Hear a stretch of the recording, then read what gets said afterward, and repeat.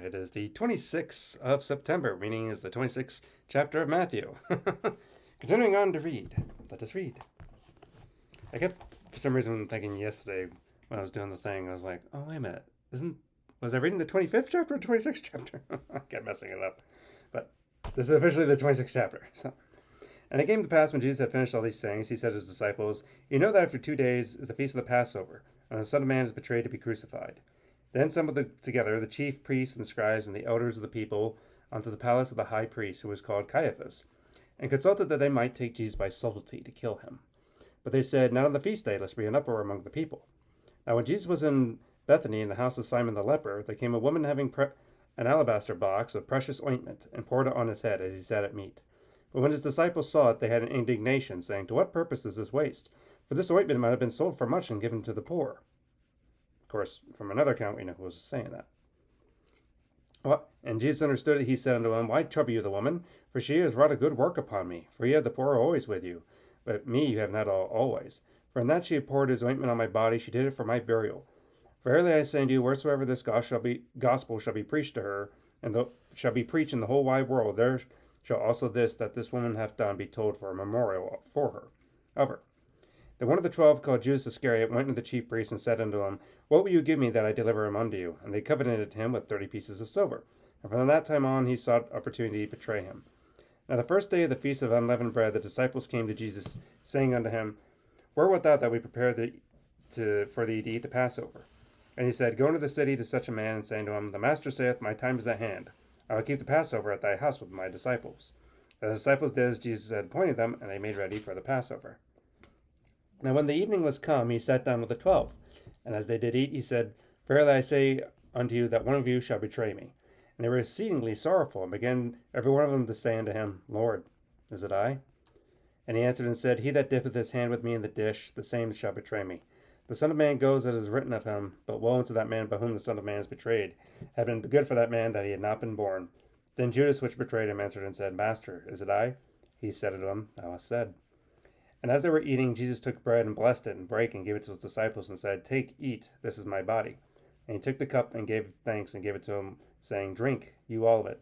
For this is my blood of the New Testament, which is shed for the many remission of sins. But I say unto you, I will not drink henceforth of this fruit of the vine, until that day I drink it new with you in my Father's kingdom. And when they had sung an hymn, they went out on the Mount of Olives.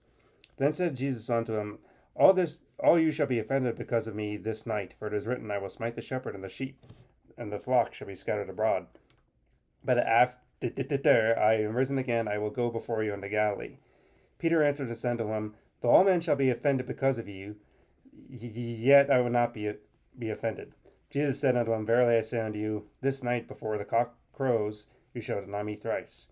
Peter said unto him, though I shall die with you, yet I will not deny you. Likewise said all the disciples. Then comes Jesus with them unto a place called Gethsemane, and said to his disciples, sit you here, while I go and pray yonder. And he took with him Peter and the 2 sons of Zebedee, and began to be sorrowful and very heavy. And he said unto them, my soul is exceedingly sorrowful, even unto death. Tarry you here, and watch with me.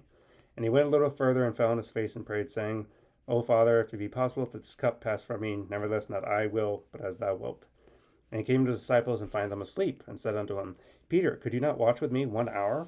Watch and pray, that you enter not into temptation. The spirit indeed is willing, but the flesh is weak. He went away again the second time, and prayed, saying, O my Father, if this cup may not pass away from me, except I drink it, thy will be done. And he came and found them asleep again, for their eyes were heavy. And he left them, and went away again, and prayed the 3rd time, saying the same words. Then comes he to his disciples, and said unto them, sleep on now, and take your rest. Behold, the hour is at hand, and the Son of Man is betrayed into the hands of sinners. Rise, let us be going. Behold, he is at hand that does betray me. And while he yet spake, lo, Judas, one of the 12, came, and with him a great multitude with swords and staves from the chief priests and elders of the people. Now he that betrayed him gave them a sign, saying, whomsoever I shall kiss, the same as he, hold him fast. And forthwith he came to Jesus, and said, Hail, Master, and kissed him. And Jesus said unto him, Friend, wherefore art thou come?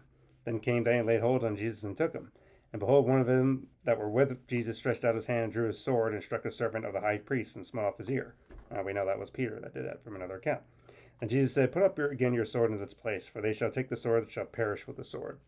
Thinkest thou that I cannot pray to my Father, and he shall presently give me more than 12 legions of angels? But how then shall the scriptures be fulfilled, that thus it must be?